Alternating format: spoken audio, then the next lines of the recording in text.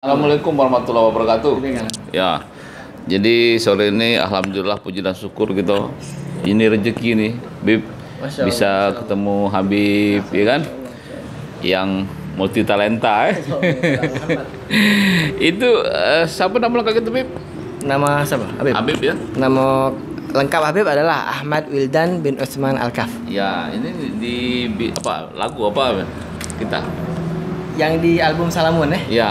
Jadi sebenarnya alhamdulillah sewaktu kita pulang dari pesantren atau kuliah kita waktu itu di Hadramut kan, di tempat Habib Umar bin Hafid, sepulang dari situ kita hobi gosidah. Gosidah ini kayak salawat-salawatan, kalau di pondok-pondok itu kan kita salawat.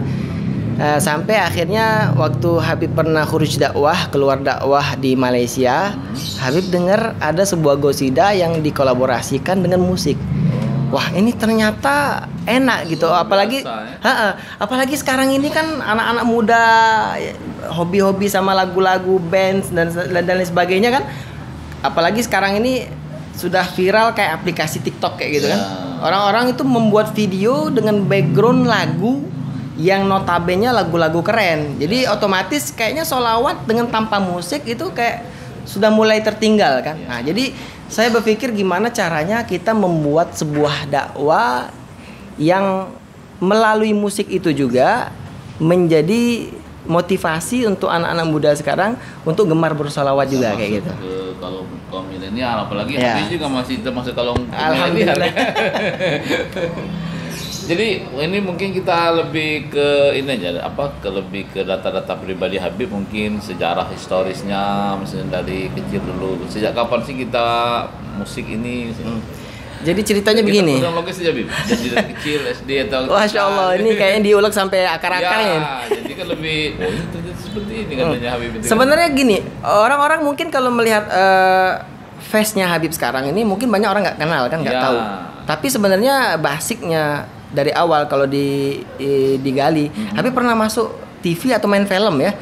Gara-gara gosidah juga. Waktu itu kelas 5 SD. Waduh, di Palembang. Di Palembang, Habib waktu itu sekolahnya itu di SD Adabiyah 2. Alhamdulillah, Raja Wali itu. Dikenal di sekolahan, satu sekolah itu kenal Habib ini orang suka gendang. Jadi di bangku itu Habib gendang-gendang sampai nyanyi-nyanyi. Dan alhamdulillah dari kecil sudah diajak teman-teman sahabat-sahabat untuk ikut gambus kayak gitu kan. Kalau di Palembang itu namanya gambus. Kayak lagu salawatan, lagu-lagu Arab dan lain sebagainya dengan nada-nada Timur Tengah. Karena Habib juga suka nada-nada yang bermacam-macam kan, termasuk Timur Tengah. Akhirnya ikut gambus dan dikenal waktu itu ya waktu anak SD tadi, SD. Iya, anak masih kecil umuran SD sudah ikut gambus. Kelas itu berapa? Kelas 5 kelas 5. Bahkan sebelum dari kelas 5 kelas 4 kita udah ikut. Kita apa sudah ikut gambusnya waktu itu dikenal dengan gambus Al Farhan. Sama ada satu lagi gambus yang terkenal juga sampai sekarang masih ada, itu Al Mubarak. Di sana juga markas mereka itu. Di daerah Seberang Ulu. Seberang Ulu. Alhamdulillah akhirnya karena ya anak kecil ya, namanya gambus di saat itu anak kecil masih jarang sekali. Karena suatu hal yang baru. Dan datanglah dari kalau nggak salah itu sebuah perusahaan dari Green Nugroho dari Jakarta. Garin Nugroho Garin Nugroho datang ke Palembang nanya sama sekolahan-sekolahan di Palembang sekalian pengen mempublikasikan adat Palembang kayak gitu kan, adat para jamaah, para habaib yang ada di Palembang kayak gimana, dan dicarilah sosok artis yang aktif. Alhamdulillah semua orang di kampung semua menunjuknya kepada Habib. Oh, itu kalau yang aktif itu suka ikut gambus dari kecil itu suka gendang-gendang di kelas. Masya Allah. Tapi azannya bagus. Alhamdulillah. Dikenal juga waktu itu berapa kali juara lomba azan. Sampai ngangkat nama kampung kita waktu itu sama sekolahan kita. Alhamdulillah. Sampai akhirnya jadi azan, gendang gitu kan, gambus. Akhirnya dikelola sampailah bikin film itu tadi. Sama Pustaka Anak Nusantara namanya. Di YouTube juga ada. Di televisi apa? TVRI diputarnya? Itu di SCTV. Oh, SCTV. SCTV waktu itu. Habib memang dari kecil SD sudah ini terkenal ya. Jadi lanjut ke SMP di mana tuh? Tamat SD Habib nggak lanjut SMP. Habib masuk ke pesantren. Di mana tuh? di pesantrennya Habib itu Ma'had Al-Huraidah, kalau sekarang dikenal Al-Huraidah di Bogor. Oh, di Bogor. Cikatapis. Jauh merantau ya. Nyebrang lautan lah ya. Nyebrang laut.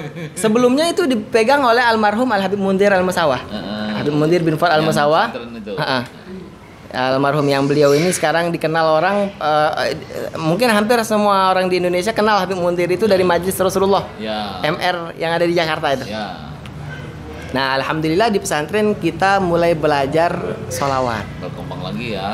Di pesantren itu kita duduk sama anak-anak gosidahan. Kalau sekarang nih hadro. Hadro zaman itu memang belum viral seviral sekarang. Asal dari hadro maut di negeri Yaman itu kan? Bukan, hadro ini dari justru kita Indonesia.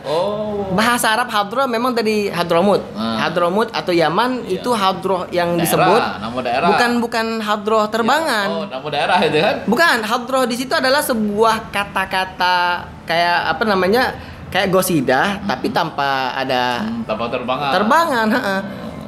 Kayak wirid gitu, wirid yang bernazam itu namanya hadroh. Nah, akan tetapi di Indonesia hadroh itu seperti kalau kita sini rebana.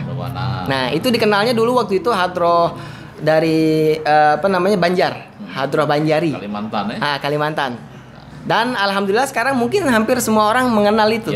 Di zaman Habib itu nggak ada yang kenal, jarang kenal. Jadi pesantren-pesantren yang dianggap masyhur, dianggap terkenal, nih pesantren bagus kayak gitu, biasanya ada hadroh. Jadi awal-awal pesantrennya Habib kan masih kecil ya, pesantrennya masih biasa. Jadi hadroh belum ada.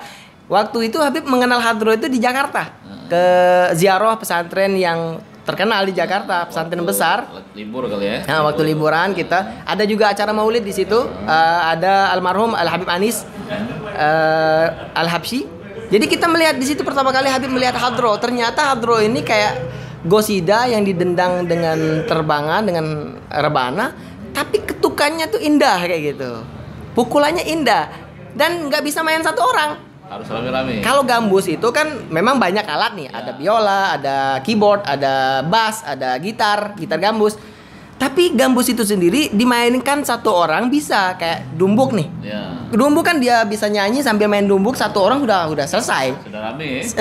Sudah bisa satu lagu kayak gitu, sudah bisa nyambung. Atau dia main gitar gambus out gitu, mudrib, bisa selesai. Akan tetapi kalau hadroh satu orang nggak bisa. Harus berapa orang minimal itu? Minimal dia 2 orang. Jadi ada yang menikahi, ada yang menganai kayak gitu. Makanya disebut dengan nikahi sama nganai kayak gitu. Nikah itu mesti jauh tuh. Kalau bahasa kita kan menikah, menganak kayak gitu kan. 2 hal itu sebenarnya kayak fa'il dan maf'ul. Artinya pekerja yang dikerjakan. Ya suami istri lah. Sepasang kayak gitu. Akhirnya Habib mulai belajar hadroh. Terus setelah lulus dari pesantren, Habib lanjutkan kuliah ke Yaman, Hadramut. Kan bukan SD SMP, yang SMA-nya itu? Ya, atau langsung SMA-nya? Kita pesantren itu sebenarnya nggak ada SMP-nya, bukan pesantren formil kan? Jadi pesantrennya ini ya gaya-gaya salaf kayak gitu, 6 tahun ya. Tapi dalam hitungannya itu sekitar 6 tahun. Artinya SMP, SMA-nya di pesantren. Begitu selesai bisa langsung kuliah gitu ya? Ya. Nah, makanya selesai pesantren kita kuliah langsung di Yaman. Langsung ke luar negeri lagi. Langsung ke Hadramut Al Habib Umar bin Hafid. Gimana prosesnya bisa makan? Proses ke Yaman ini ceritanya kayak panjang, bukan dari cerita rekaman. Nah, nanti kan kita ujungin ke ini nanti. Masya Allah. Ya khair. Ceritanya sangat komplikasi sih sebenarnya. Habib ke Hadramut. Di luar ekspektasi lah. Iya, di luar ekspektasi. Memang waktu itu sudah ya kita jenuh di pesantren kan, karena sudah lama di pesantren 6 tahun ya. Ya 6 tahun kita niat sudah kepengen ya kayak dagang gitu ya, untuk melanjutkan aktivitas seperti orang tua kayak gitu sampai menikah. Ternyata Habib punya kakek berkehendak beda kayak gitu kan. Dia berkehendak lain lagi. Dia ingin Habib lanjutkan lagi ke kuliah di Hadramut. Soalnya waktu itu sudah mulai ada para habaib yang pulang dari Hadramut. Mereka orang tua kita, kakek kita senang sekali melihatnya. Masya Allah, saya ingin cucu saya juga seperti itu, bisa belajar lebih dalam lagi, bisa mengambil barokah yang ada di Kota Tarim, para kuburan para salaf, para habaib, para orang alim yang Masya Allah. Jadi akhirnya Habib dipilih oleh kakek untuk berangkat ke Hadramut. Alhamdulillah sesampai kita di Hadramut, itu kan pusat pelajar ya, artinya pelajar dari mana-mana datang. Seluruh dunia lah. Dari seluruh dunia. Disitulah kita bisa kumpul dengan beberapa orang-orang kayak munsyid-munsyid internasional. Kayak orang dari Maroko, dari Saudi, dari Suria, bahkan ada yang dari Barat sekalipun. Kalau UAS dari ini ya, Mesir ya? Kalau ya Ustadz Ahmad Ustadz Abdul Somad. Iya. Ustadz Abdul Somad dari Mesir, Kairo. Kalau Ustadz Adi itu? Ustadz Adi Hidayat. Iya. Kalau tidak salah dia dari Mesir juga. Bukan Yaman bukan ya? Bukan. Ya, kalau dari Yaman itu kita banyak kenalnya para habaib sih. Kalau kayak Habib Muntir sendiri kan dari Hadramut juga, dari Yaman. Jadi? Terus setelah kita duduk di sana sama banyaknya orang dari luar, kebetulan kan Habib sering gosida di pesantren nih. Dari SD tadi.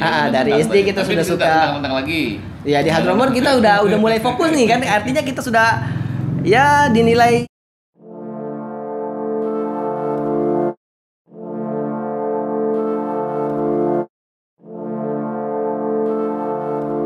Salah-salah Habib ya? Marhaba. Jadi saat kita sudah di Hadramut, sudah fokus, kebetulan waktu itu saya diajak keluar dakwah juga ada beberapa ya. Artinya keluar dakwah ini bukan hanya kita ceramah, tapi kita keluar dakwah itu juga bertabaruk sama ulama-ulama yang mungkin nggak bisa ngajar lagi di pesantren karena sudah sepuh. Jadi kita datang itu ziarah untuk ya mengambil ilmu, ngambil berkah, minta doa dan lain sebagainya. Nah, kebiasaan adat orang Tarim itu, orang Yaman, para habaib-habaib di Yaman itu, setiap ada tamu pasti diminta gosida. Jadi gosida itu kayak baca-baca syair-syair pujian kepada Rasulullah dengan lantunan-lantunan nada.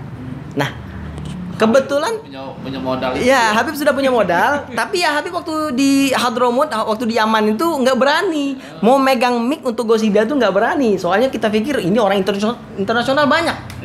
Munsyid dari Maroko, suaranya bagus-bagus kan kayak gitu. Jadi kita tuh nggak berani gitu kan.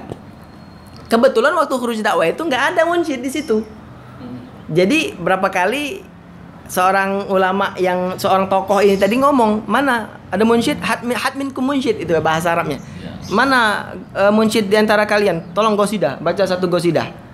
Nggak ada yang jawab. Ya Allah, hat katanya. Mana? Nggak ada. Ayo baca gosida. Sudah berapa kali, hampir 3 kali beliau ngomong, akhirnya saya beranikan diri. Habib beranikan diri untuk gosidah.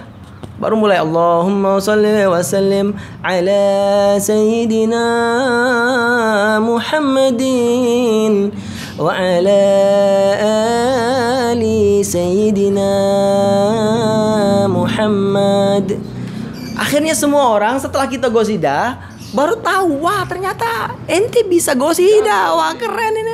Akhirnya mulai heboh. Ya namanya orang heboh di Darul Mustafa, diceritain nih, oh Habib Rizdan ini diam-diam ngedem-ngedem nih, bahasa Palembangnya ngedem-ngedem, tapi bisa gosidah, dihebohin kayak gitu. Apa ngedem itu bahasa situ? Ngedem itu. Ya ini sukut.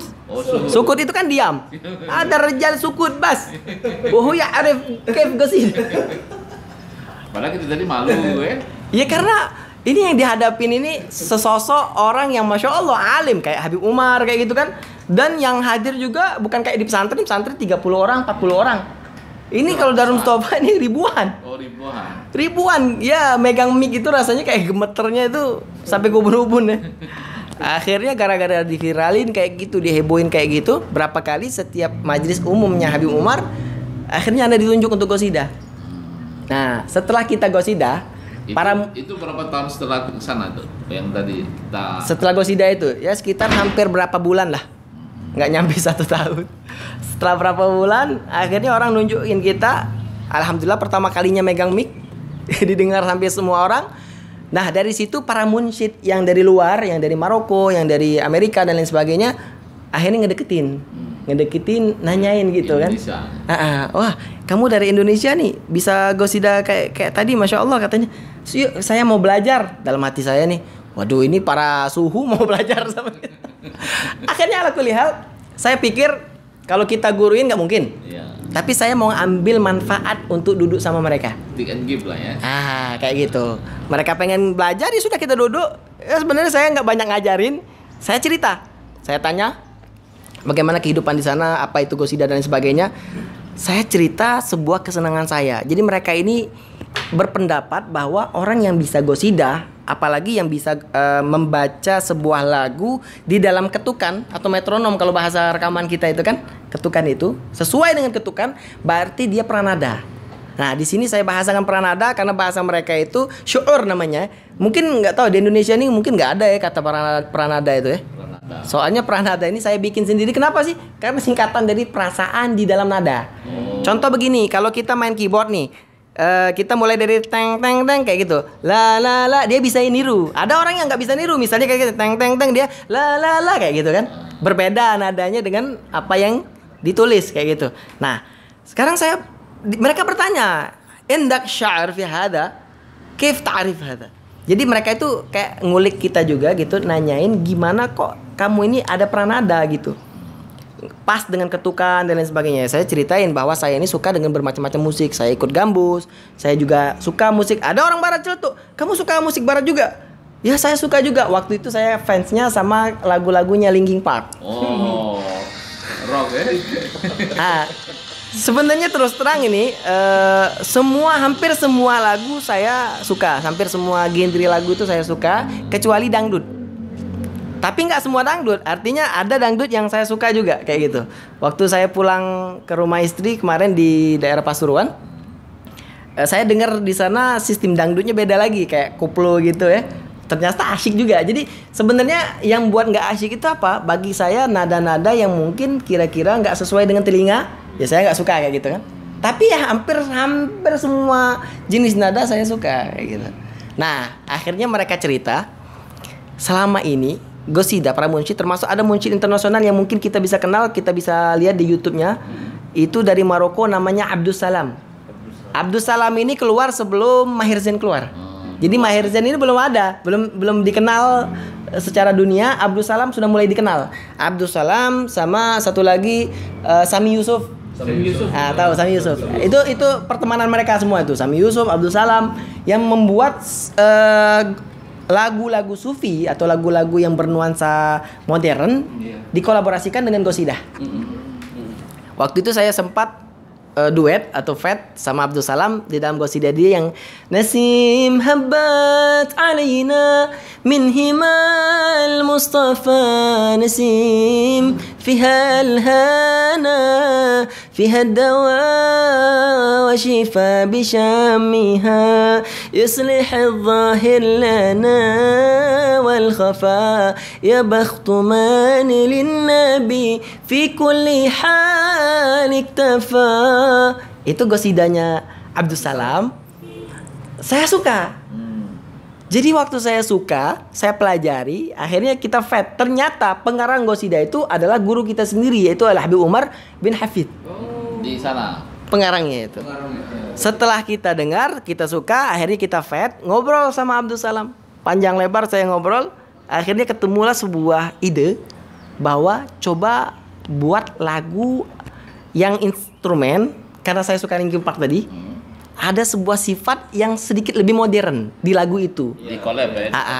Bagaimana caranya membuat lagu itu bisa memiliki kayak ya sebuah loncatan baru ya, sebuah loncatan baru. Tapi tidak terlalu lari dari kontennya adalah dakwah. Ini kontennya qasidah, pujian sama Rasulullah. Jangan sampai kita bikin kayak DJ yang sistemnya kayak host duk kayak gitu kan nggak mungkin. Itu merusak. Otomatis yang lagu-lagu seperti itu kan tidak dibuat atau tidak didengarkan kecuali bagi orang-orang yang nari-nari yang nggak bener kayak gitu kan, atau di diskotik. Nah, lagu-lagu yang kayak gitu nggak mungkin. Soalnya orang normal aja denger musik yang kayak gitu tanpa ada vokal, tetap orang itu nilai langsung ini lagu diskotik. Iya betul. Nah, kayak gitu. Jadi kita menghindari hal yang seperti itu. Negatif lah. Kita pikirkan bahwa ternyata perlu qasidah ini untuk dibuat nuansa yang sedikit modern. Saya belajarlah dari beberapa qasidah-qasidah, dari beberapa musik lah. Ya, waktu itu saya dakwah ke Malaysia, saya dengar di situ. Setelah selesai dakwah. Ya, setelah kita selesai. Belajar itu. Sudah selesai, sudah pulang. Setelah pulang ke Indonesia, saya dakwah ke Malaysia. Ngajar di Malaysia.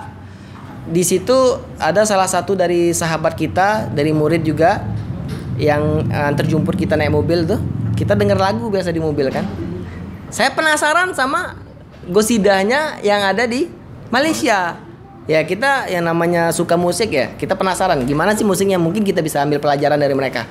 Ternyata setelah di play musiknya, saya dengar di situ ada hadroh.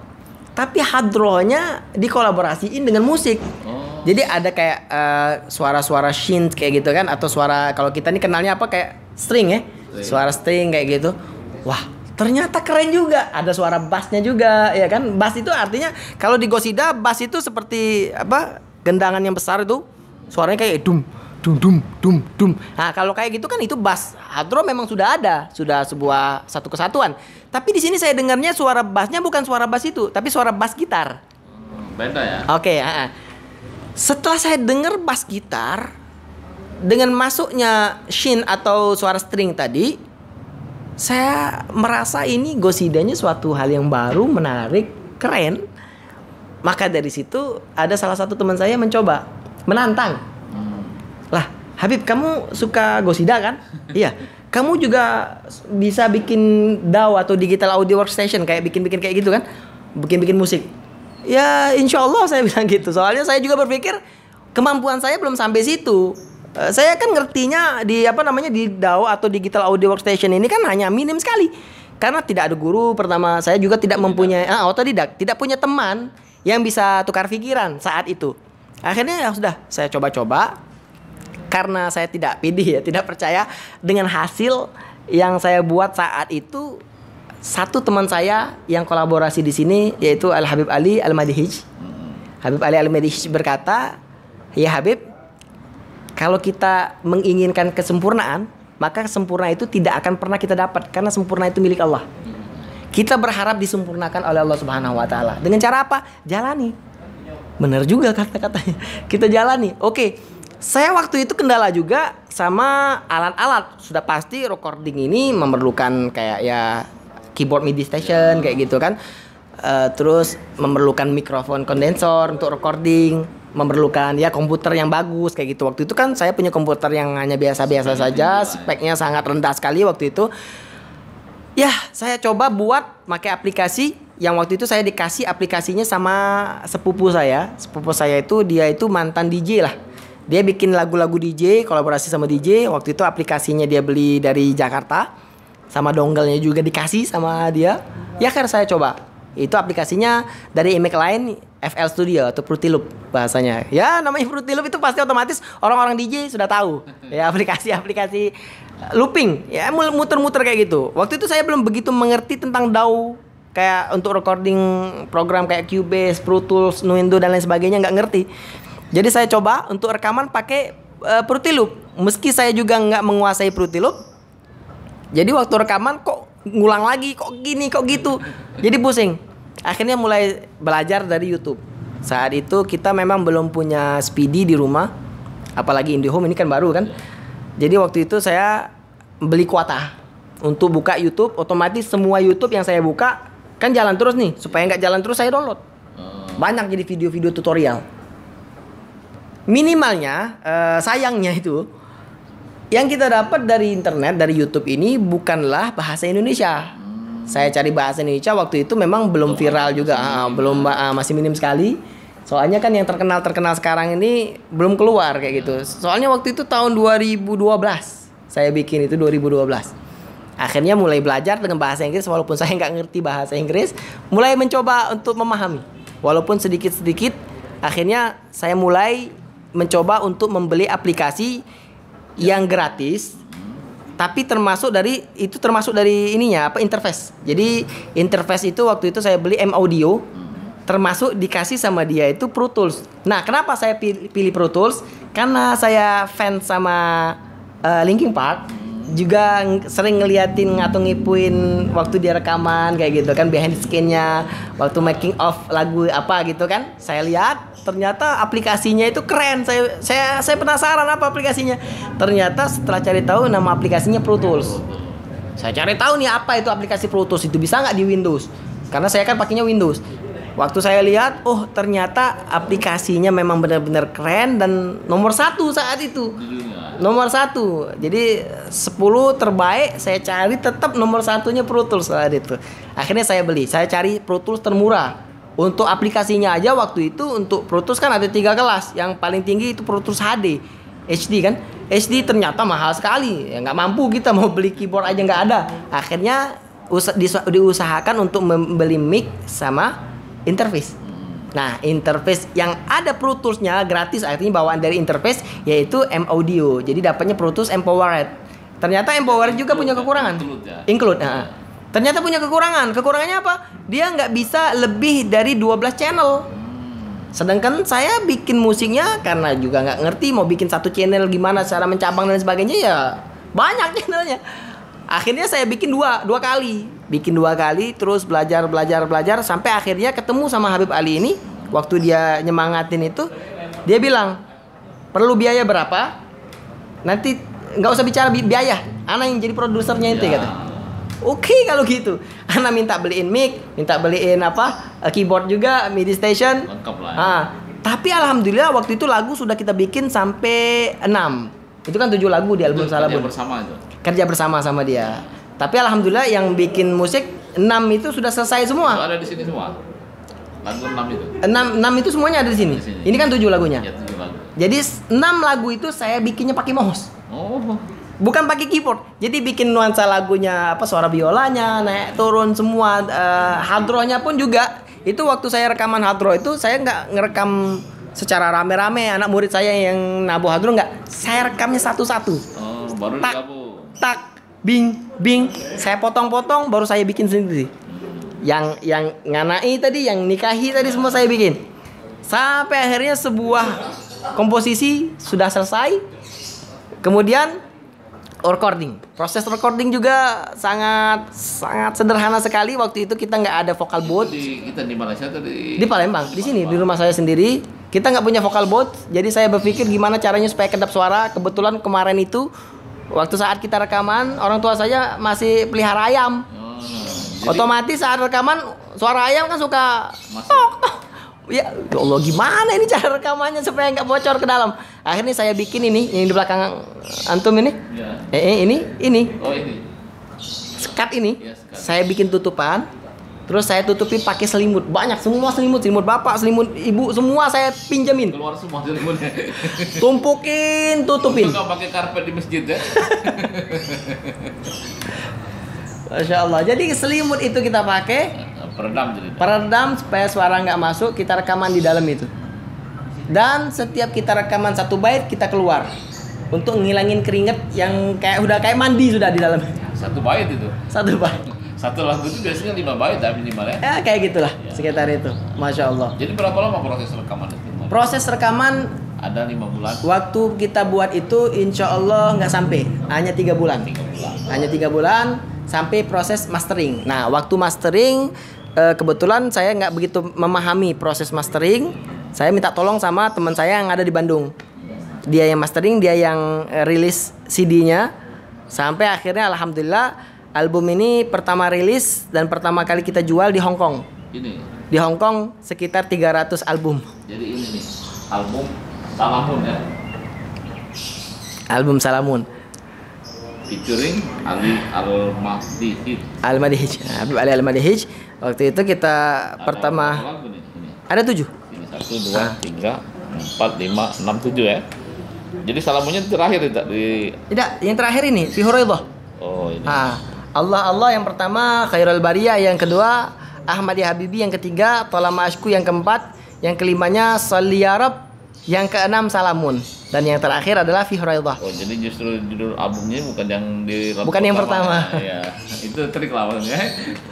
Nggak tahu, mungkin kepikiran aja saat itu kali. Ini bulan berapa nih rilisnya? Bukan bulan, tahun. Tahun 2015. 2015 sudah hampir 6 tahun. 6 tahun ya. Kalau ini terjual sudah berapa ini? Alhamdulillah waktu itu sudah habis 2000 kaset. 2000 kaset. CD ya? CD.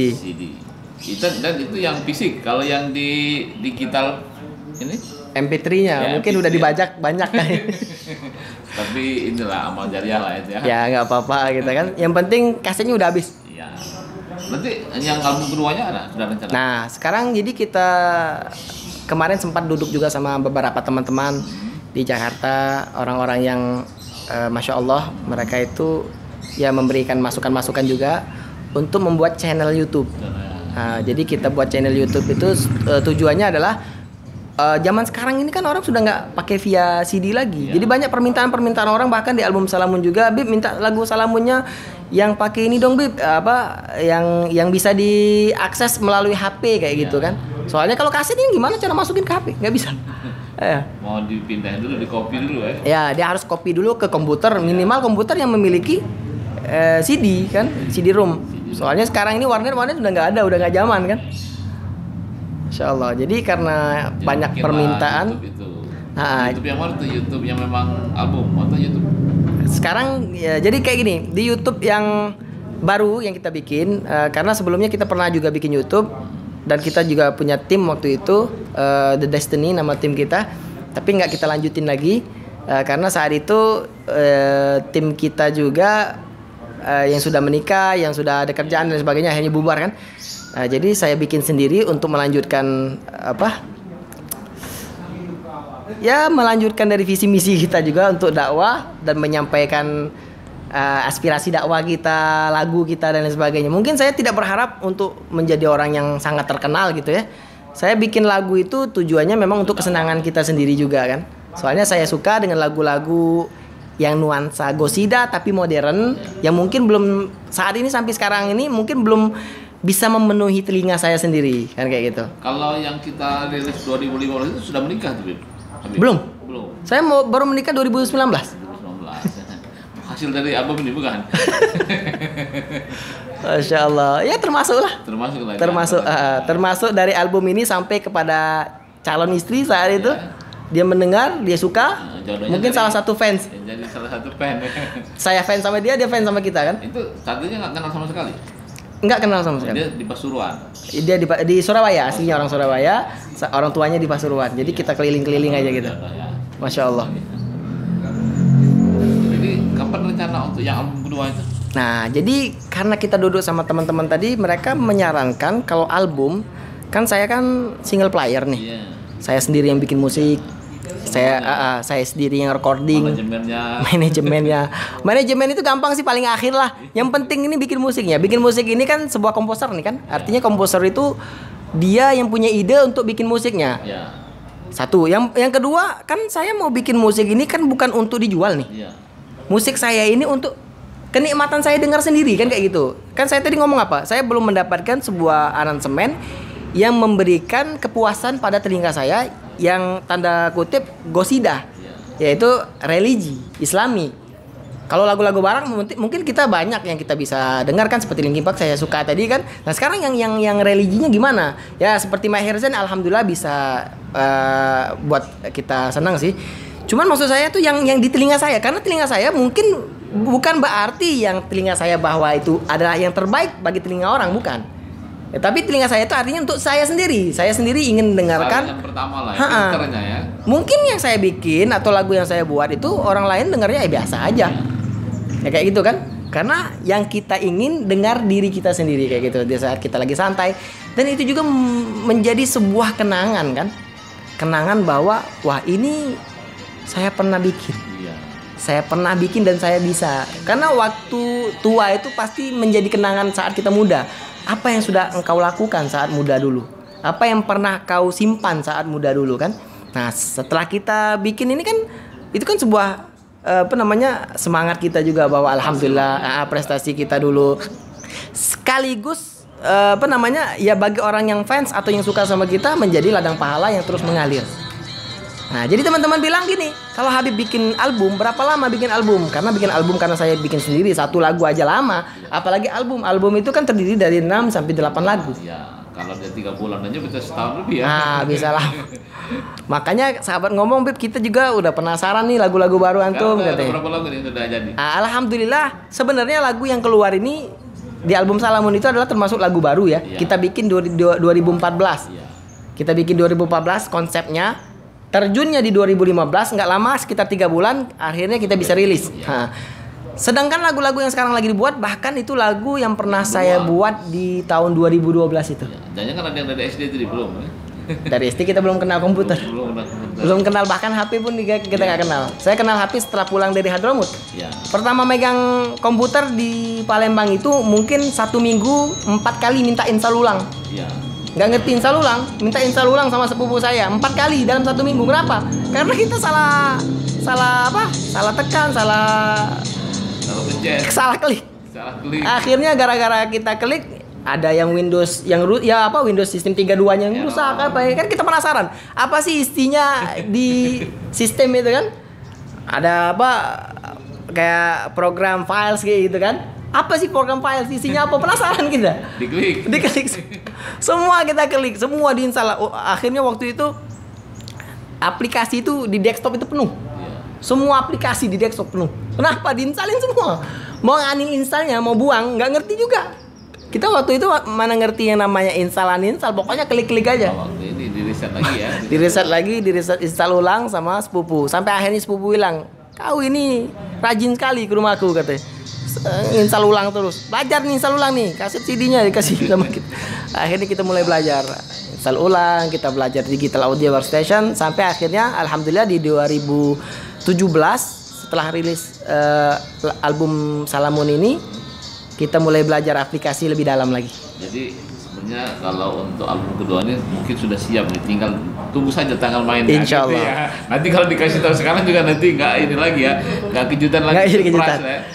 Sebenarnya kalau mau diceritain surprise sih ya nggak juga. Soalnya kalau album kedua, bukan album sih, lebih tepatnya adalah single ya.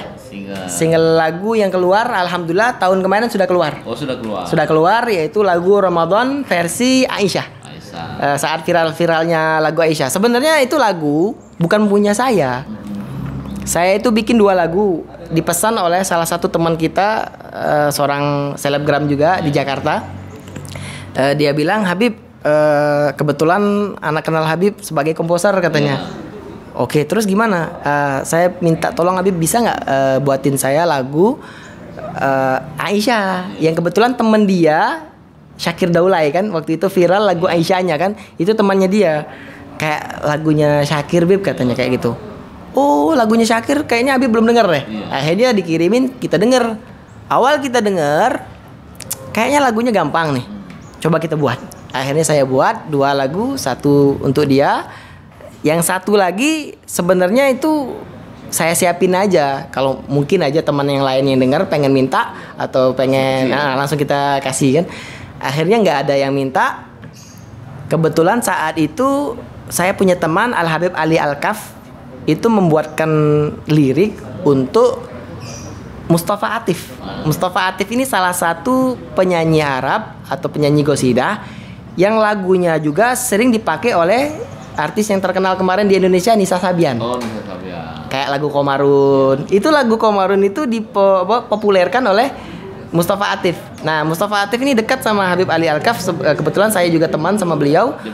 Waktu beliau bikin syair, saya juga pengen ikut pakai syair itu. Cuman karena Mustafa Atif ini sudah jadi artis tingkat dunia kan, artinya semua orang sudah kenal. Kemudian ya saya juga pikir siapa saya kan, saya nggak dikenal orang. Kalau tiba-tiba saya yang publis duluan, kasihan Mustafa Atifnya. Akhirnya saya pikir, kayaknya saya ambil lirik yang lain dah.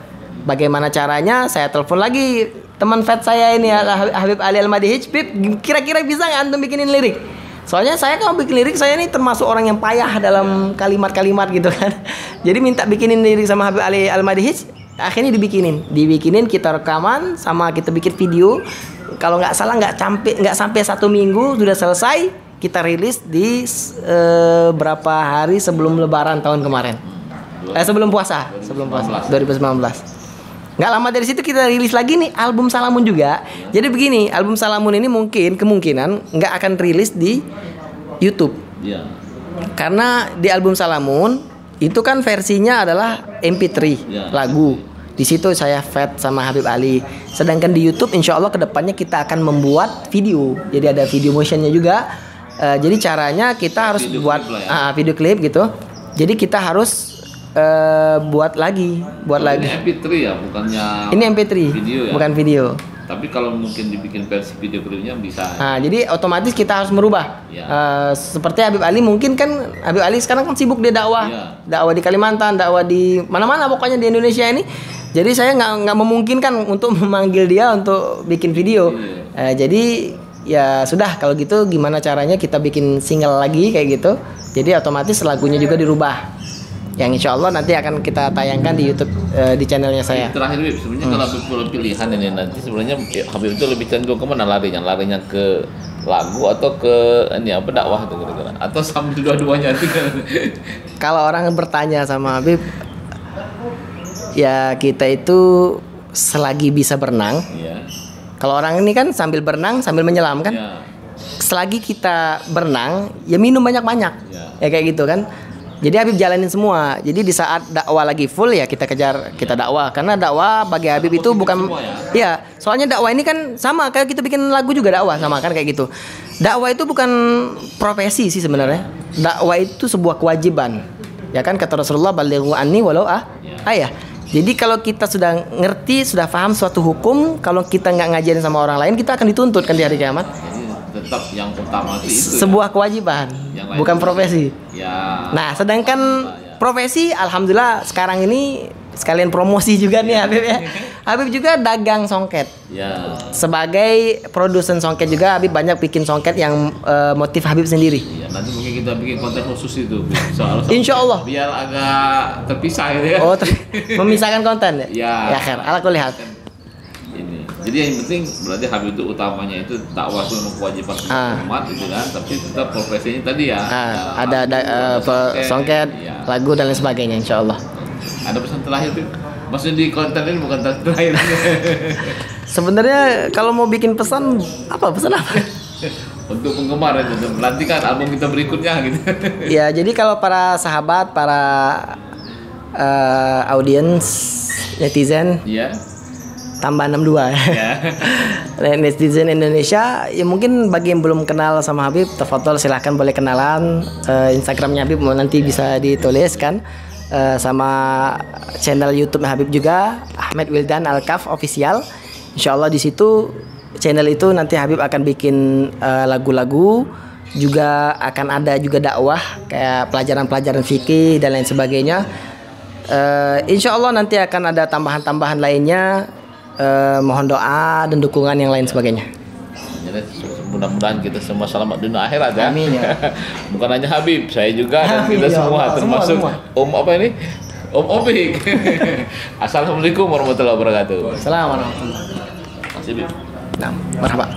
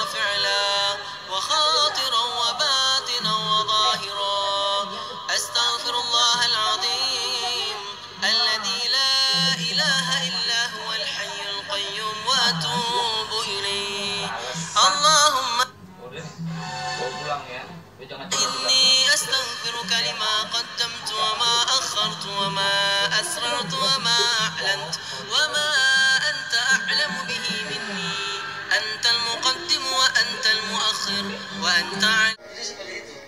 Tapi bagi orang yang sudah kebiasaan untuk mengucapkan sholawat ketika terjadi hal-hal yang berat seperti itu, justru sholawat itulah yang menolong dia. Besok ada masalah berat, dia baca sholawat, selesai. Assalamualaikum warahmatullahi taala wabarakatuh. Saya Al-Habib Ahmad bin Jamil Utsman Alka mengucapkan selamat ulang tahun kepada saudara seperjuangan saya Al-Habib Ali Zainal Abidin Al-Madini.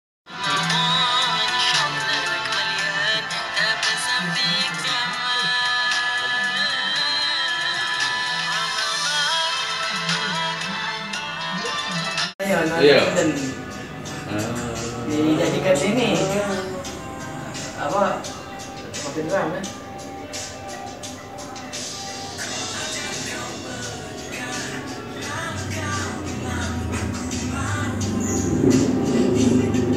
Makin kabut.